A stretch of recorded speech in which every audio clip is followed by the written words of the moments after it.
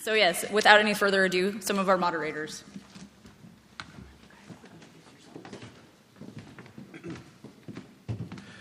Hi, I'm Jonathan Jackson. Some of you guys saw me in the training session earlier today, and the question that we were asking was, how should we prepare trainees for careers in science in 2014?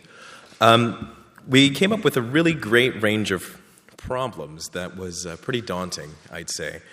So one of the big issues that came up again and again was that there's a real lack of knowledge of the available options in terms of what a career in science means in this day and age. And that's traceable to lots of different problems. It could be because the Career Services Office is not really trained to even interact with graduate students or postdocs. Part of the issue is that our own PIs don't know anything different, so of course they can't really offer us many options about what's going on outside of their own very narrow career path. There's a general culture that does not support its students. So not just in terms of job and career training, but also in terms of other things that are really necessary. So such as things as like a basic access to mental health care and things of that nature. So things that do affect training, maybe not as directly as how to get a job, but there's this overall institutional culture of you need to be training to do one thing, and that's to basically be a little clone of the PI that you're working with. So the solution that we heard over and over again was that we need to change the culture. And we need to do that one conversation at a time. We need to talk to other postdocs, other graduate students. We need to talk to administrators. We need to talk to our career services officials. We need to talk to Congress. We need to talk to any elected representative, whether they are willing to listen to us or not. We need to start telling people what good training looks like. We have the solutions. We were able to come up with a whole range of solutions in 5 minutes on Post-its. So if we can talk to each other and start telling society what we need in terms of training, then I think we can make it happen. All right, thanks.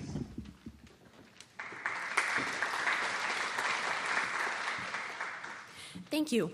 I'm Carney Gonzalez, and I'm a postdoc at Tufts, and I'm going to tell you a little bit about what we discussed in the session on incentives. Actually, it ties in pretty nicely with the training theme, because when we asked people what it is that they want, what are the behaviors that promote good science, or what are the outcomes that we want from science, in both of the workshops, consistently, the number one ranked thing that we want is honesty and integrity. And we actually came up with a range of solutions to help improve, to help incentivize honesty and integrity. One of the sort of short-term things that we could do fairly rapidly is to demand training in appropriate statistical analysis for all graduate students and postdocs. I think that's a change that is not entirely within our control, but it's really not that far outside of our control. There are then slightly longer-term solutions, but changes that we could bring about within the next 10 or 15 years as we go on to become established PIs. Things like encouraging the publication of negative results and trying to destigmatize or reward, saying, we published this paper in good faith, but we now know that we were wrong, and here's what we now think. And to make a culture of transparency of lab data, to try to convince journals that all raw data for publications needs to be open access. And then there are larger systemic changes that we will advocate for, but that we can't make by ourselves, such as making more NIH or other funding longer term and perhaps not linked to disease, to change the incentives there. So we're really excited to write up all of our fantastic findings. We had a lot of really great suggestions, both of things we can do immediately and things that will take more time. But the fact that so many people came gives me real hope about the possibility that we can actually be drivers of change and bring about the kind of science that we actually would like to see. Thank you.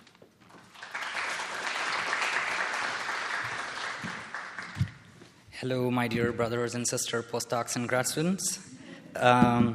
So my name is Pai, and I'm a postdoc in Tufts University.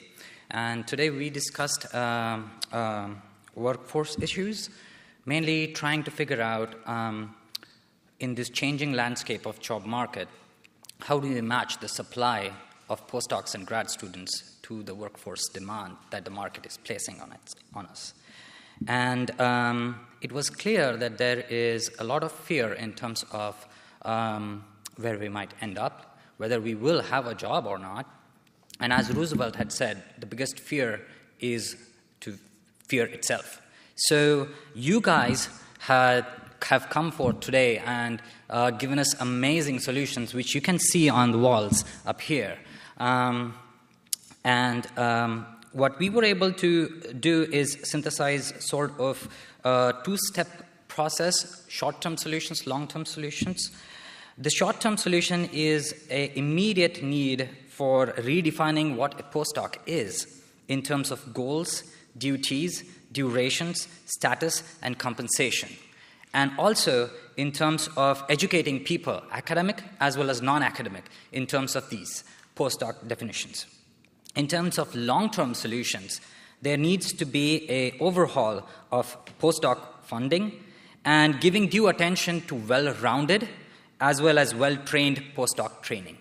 And those were our two sort of general ideas that we came up with, but these are your ideas, and you have to take it into all the institutions and sort of rally behind them. So that's our takeaway message. Thank you.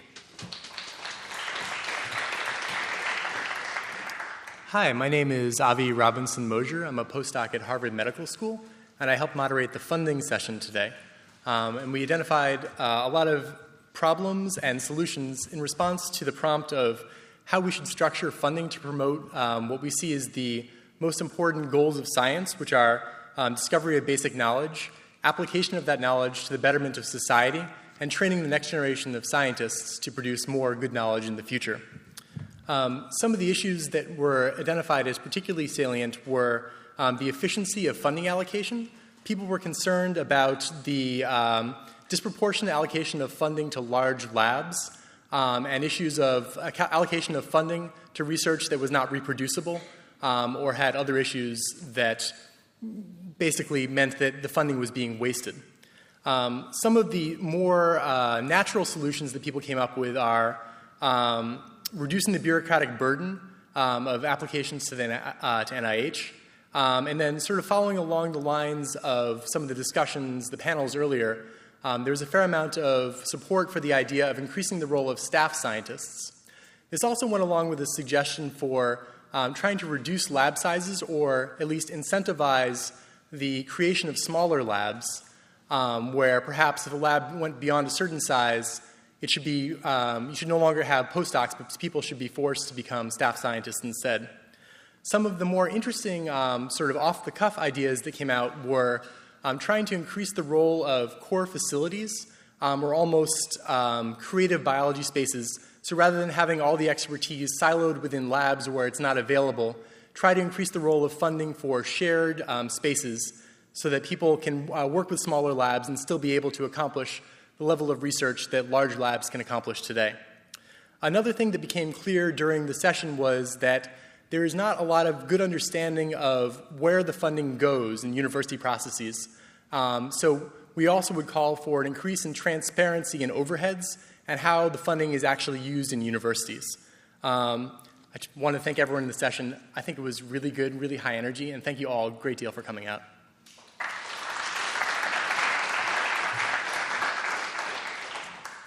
So just following up on that, thank you to all of you. None of this would have been possible without your participation.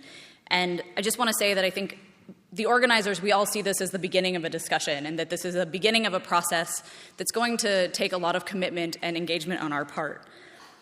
So we really have to commit and engage with these issues because, as we've noticed today, none of us has all of the answers. And we can't change the system by ourselves. But by reading, thinking, and having conversations, we can write letters, commentaries, blog posts. We can use this to raise awareness in our own labs and departments, also with academics, non-academics. I think there's also been realization that we need to increase awareness for the public or let them have a better understanding of sort of what goes on in academic research or research as a whole. And the more that we can encourage those around us to think about the whole of the scientific enterprise, the better. So by hearing the multitude of voices, we will enrich the dialogue with diversity and fresh perspectives, many of which we've seen here in the last day and a half. By encouraging our colleagues to think about science as an ecosystem, we can encourage individual responsibility and collaboration in all aspects of the scientific enterprise, bringing about a positive change in our culture. So I just want to end with that we are excited to continue this conversation in person in the coming months. So please continue to check our website for updates on both reports we're putting together, future events. We're hoping to make this a much more regular occurrence so that we can continue these discussions. And we realized many of these discussions are going to require a lot more time to really delve into the issues and figure out what we want to say. And so until then, we challenge you to continue the conversation online and lead your colleagues into getting involved to help shape the future of research. So thank you to all of you.